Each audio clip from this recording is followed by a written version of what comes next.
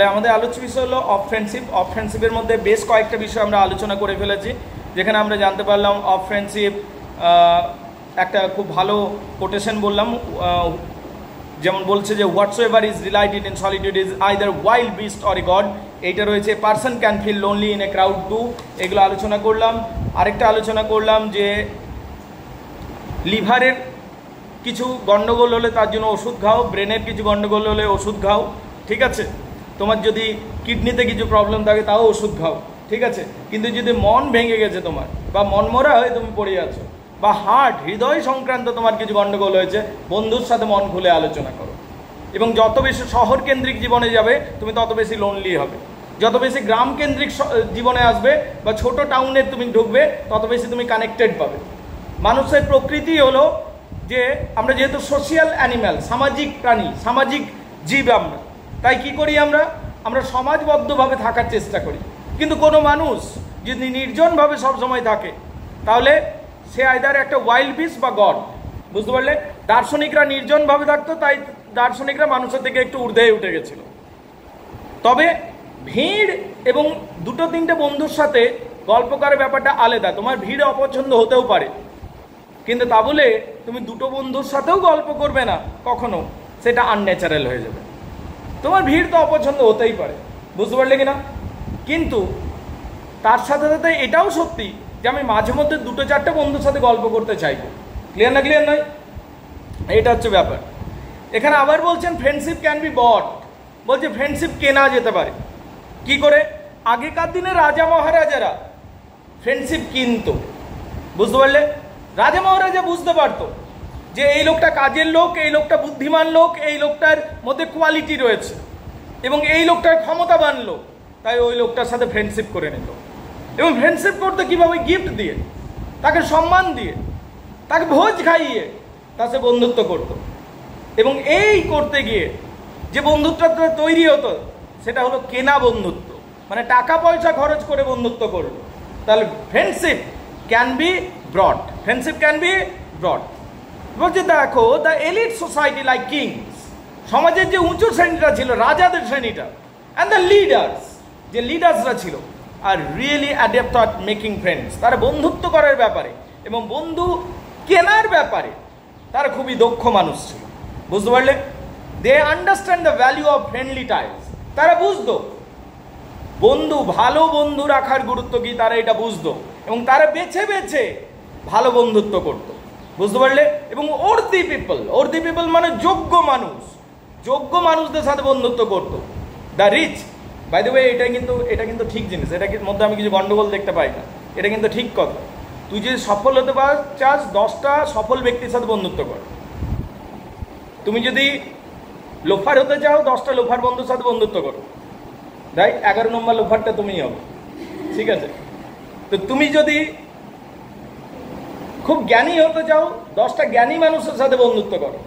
তুমি যদি স্টাইলিস্ট হতে চাও 10টা স্টাইলিস্ট ছেলের সাথে বন্ধুত্ব করো বা মেয়ের সাথে বন্ধুত্ব করো, 11 নম্বর স্টাইলিস্টটা তুমিই হবে।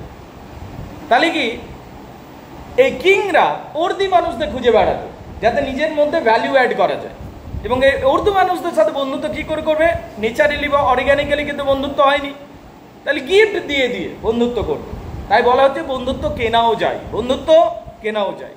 The rich and powerful often try to buy friendship with noble and influential people, ধনী মানুষরা অন্য ধনী মানুষদের সাথে বন্ধুত্ব করতো গিফট দিয়ে দিয়ে, বুঝতে পারলে, বা সম্মান দিয়ে দিয়ে, থ্রু গিফট, ব্যাজেস আর রেফারেন্স, সম্মান, বুঝতে পারলে, ব্যাজেস অফ রেফারেন্স, যেমন পদ্মশ্রী দিয়ে দিল, পদ্মভূষণ দিয়ে দিল, কিছু এইরকম একটা উপহার দিয়ে বন্ধুত্ব ক্রয় করে নিত।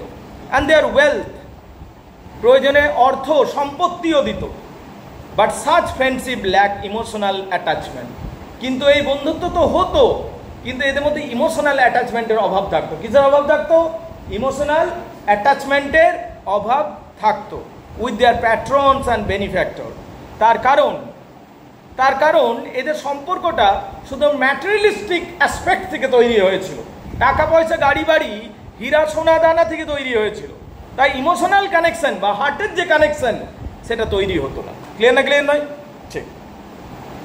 হিস্ট্রি টিচেস দ্য টাফেস্ট, এবার দেখো, ইতিহাস আমাদের কিছু বন্ধুত্বের কথা বলে, যে বন্ধুত্ব সম্বন্ধে আমাদের সতর্ক থাকা উচিত, মানে আমাদের কিছু লেসন নেওয়া উচিত। কিছু এখানে উদাহরণ দেওয়া হবে, কিছু মানুষের বন্ধুত্বের কথা বলা হবে, যারা যারা মাটি থেকে একটা মানুষকে তুলে এনে নিজের বন্ধু বানিয়েছে। কোনো একটা মহারাজা আছেন, যেমন আগস্টাস সিজার, সাপোজ আমি বলছি, জুলিয়াস সিজার, এরা তো সম্রাট, রোমের সম্রাট জুলিয়াস সিজার। এনার কি বন্ধুর অভাব হবে? হবে না। কিন্তু তিনি একটা মাটির মানুষকে তুলে আনলেন, জুলিয়াস সিজার। ব্রুটাস নামক একটা লোককে তুলে আনলেন এবং বললো, তাকে নিজের ঘরে রাখলো, এত বন্ধুত্ব। তাকে সে, ব্রুটাস কে ছিল? ব্রুটাস কেউ ছিল না। Brutus was no one in front of Julius Caesar. Julius সিজারের সামনে ব্রুটাস কে? কেউই না। সেই ব্রুটাসকে তুললো জুলিয়াস সিজার, তার সাথে বন্ধুত্ব করলো। অর্থাৎ জুলিয়াস সিজারকে মার্ডার কে করলো? ব্রুটাস মার্ডার করলো। So you should be careful about picking friends. ফ্রেন্ডসদের পিক করার ব্যাপারে তোমাকে কিন্তু কেয়ারফুলও থাকতে হবে। You are going to pick up a friend. তুমি একটা বন্ধুকে পিক করতে চাইছো, তুলতে চাইছো, তাকে নিজের কাছে আনতে চাইছো, তাকে তুমি নিজের বুকে জড়াতে চাইছো, বাট বি কেয়ারফুল। সাথে সাথে তুমি সতর্ক থাকো, হি ক্যান বি ট্রিচারাস। সে কিন্তু বিশ্বাসঘাতকও হতে পারে। You should be careful about this. কি বুঝতে পারলে?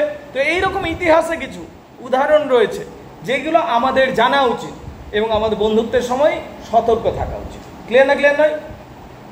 দেখো, now Bacon comments on some theoretical examples.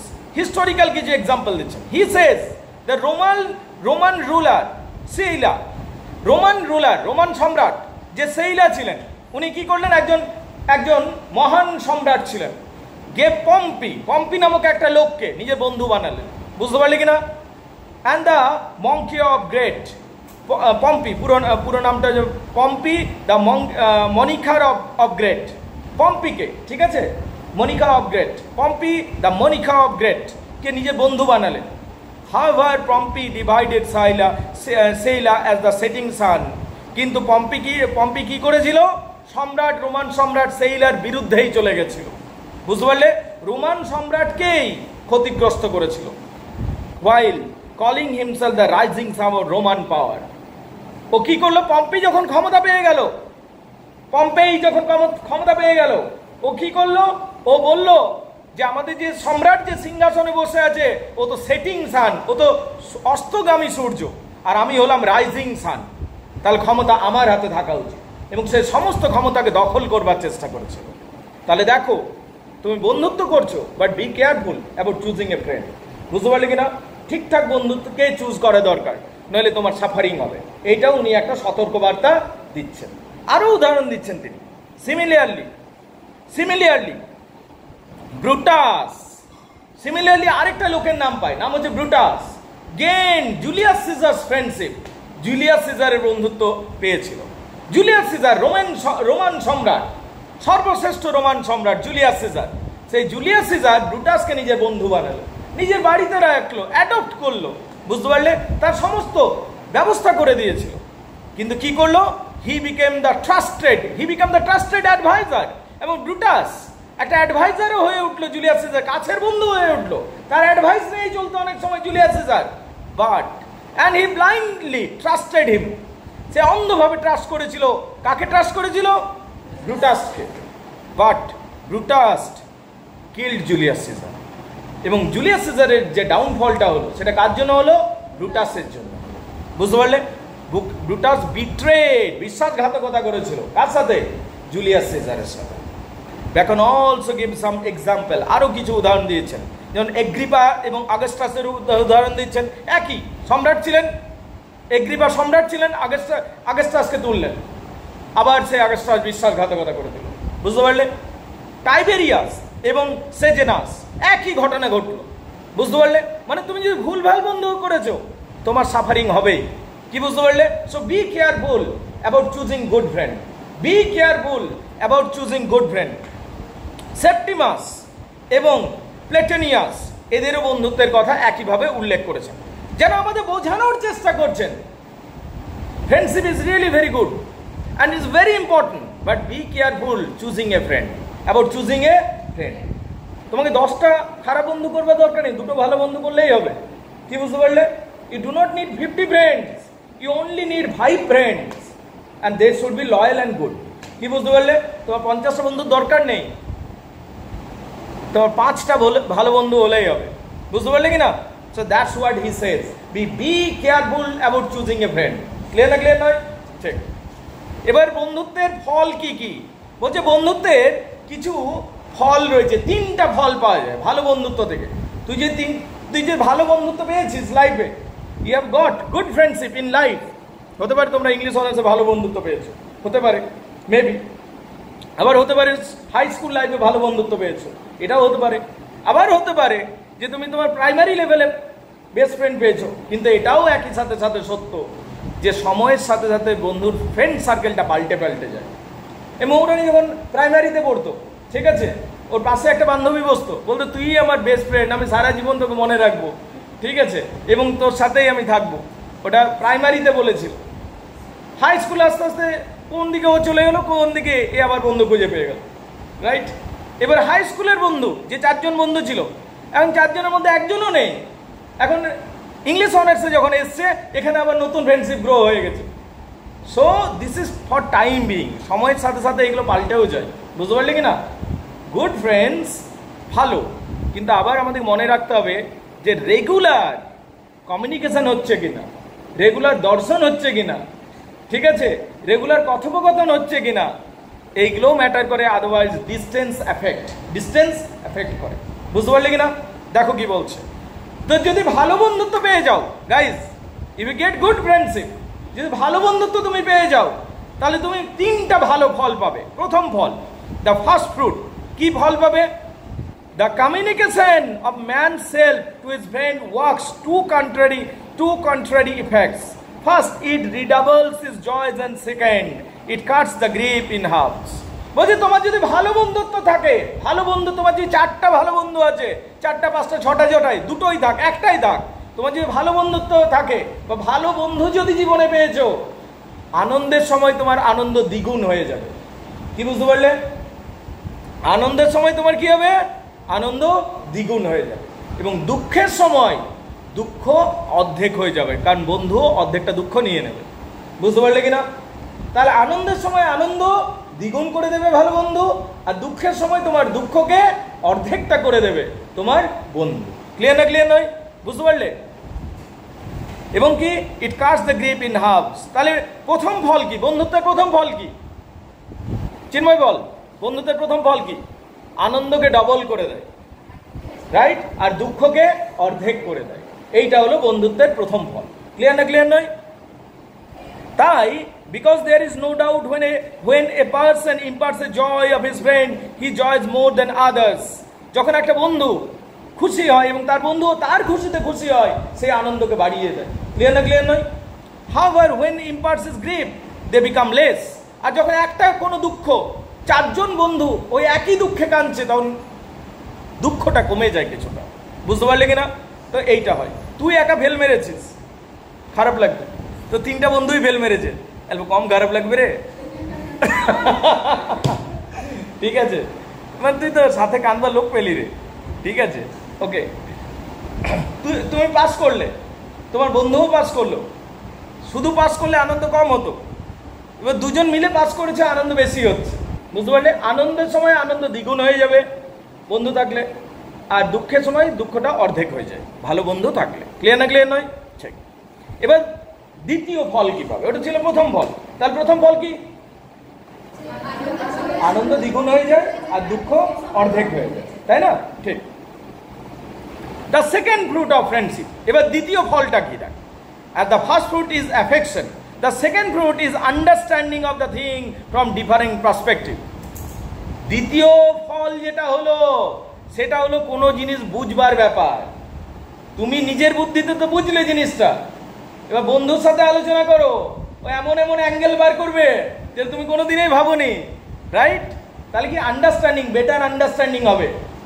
তোমাকে একটা ছেলে আইফোন দিল প্রথম দিন, দ্বিতীয় দিন তোমাকে খাওয়াতে নিয়ে গেল ভালো জায়গায়, তৃতীয় দিন তোমাকে একটা হীরার আংটি গিফট দিল, তুমি বলো তোমার বান্ধবীকে, ঠিক আছে, দেখবে ও কিছু না কিছু একটা অন্য একটা দৃষ্টিকোণ বের করবে, হ্যাঁ রে তোকে কেন দিচ্ছে, রাইট? কিছু নিশ্চয় মতলব আছে। তো যেটা তুমি এতক্ষণ দেখতে পাচ্ছিলে না, তোমার বন্ধু তুমি তো অন্ধ হয়ে গেছো, you are blind in love, কিন্তু তোমার বন্ধু তো অন্ধ হয়নি। তো তোমার বন্ধু ওটাকে ক্রিটিক্যালি অ্যানালাইজ করতে পারবে। তাই বন্ধু কি করে? অ্যানালাইজিং পাওয়ার দেয় তোমাকে, জাজমেন্ট পাওয়ার দেয়। তোমার যদি জাজমেন্ট পাওয়ার ক্ষয়েও গেছে, তোমার বন্ধু নিজের জাজমেন্ট পাওয়ার দ্বারা তোমাকে ঠিকঠাক সিদ্ধান্তে পৌঁছাতে পারবে, অন্তত বিষয়টাকে তুমি বেটার আন্ডারস্ট্যান্ড করতে পারবে। That's why we need good friends. তাহলে বলো 2 নম্বর ফলটা কি? আন্ডারস্ট্যান্ডিং। 2 নম্বর কি? ভালো বন্ধু কেন রাখবো? একটা যে কোনো জিনিসকে বেটার আন্ডারস্ট্যান্ডিং করার জন্য। ক্লিয়ার না ক্লিয়ার নয়? তবে বলছে যদি বন্ধু বোকাও হয়, নো প্রবলেম, তুমি ওর সাথে আলোচনা করো, ঠিক কিছু না কিছু অন্য ওপিনিয়ন বেরিয়ে আসবে। ক্লিয়ার না ক্লিয়ার নয়? ঠিক।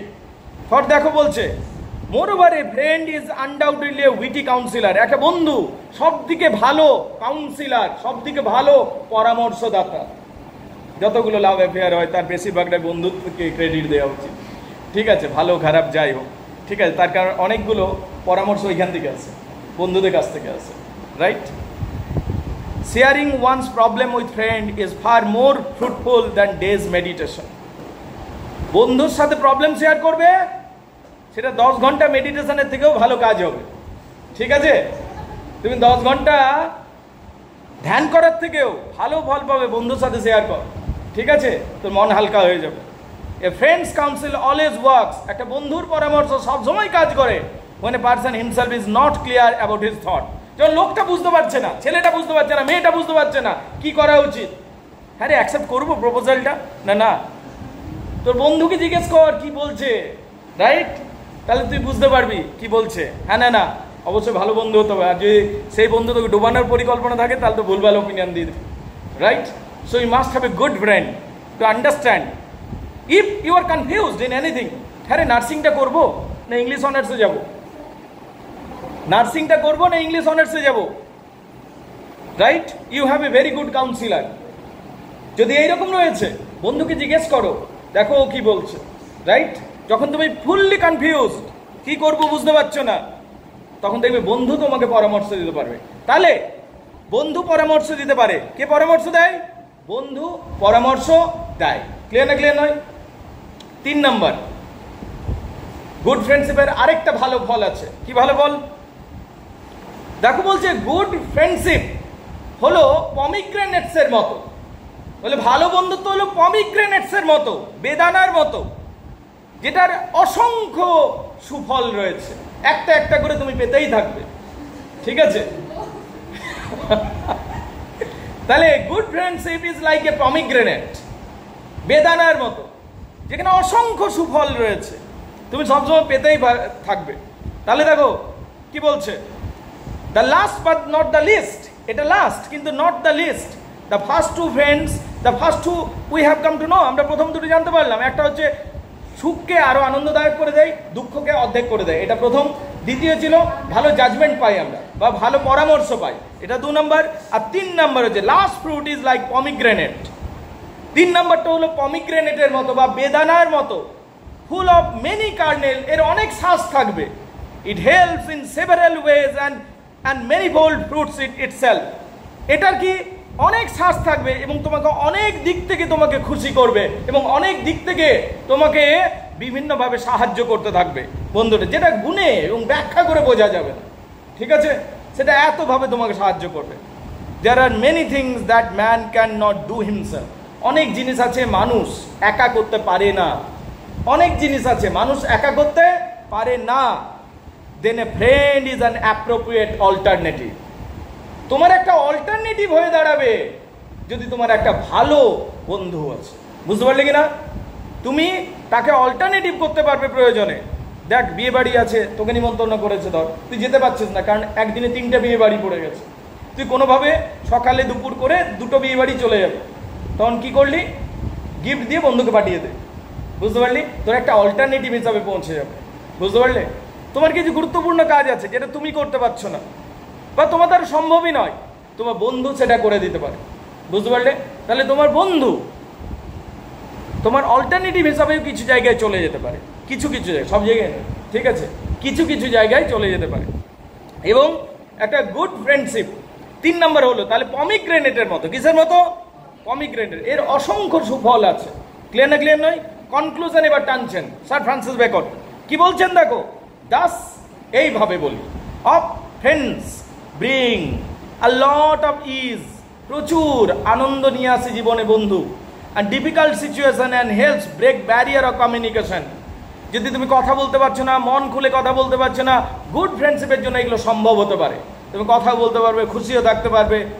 Francis Bacon ends the essay by condemning an unsociable man, এবং শেষে তিনি বলছেন যে মানুষ আনসোসিয়েবল, যার কোনো সামাজিকতার প্রয়োজন হয় না, ঠিক আছে, এবং তার কোনো বন্ধুরও দরকার হয় না, without a friend is an aloof being not fit to belong to society. এইরকম কিছু মানুষ থাকবে যার কোনো বন্ধুরই দরকার হবে না, বলছে তারা সমাজের জন্যই যোগ্য নয়।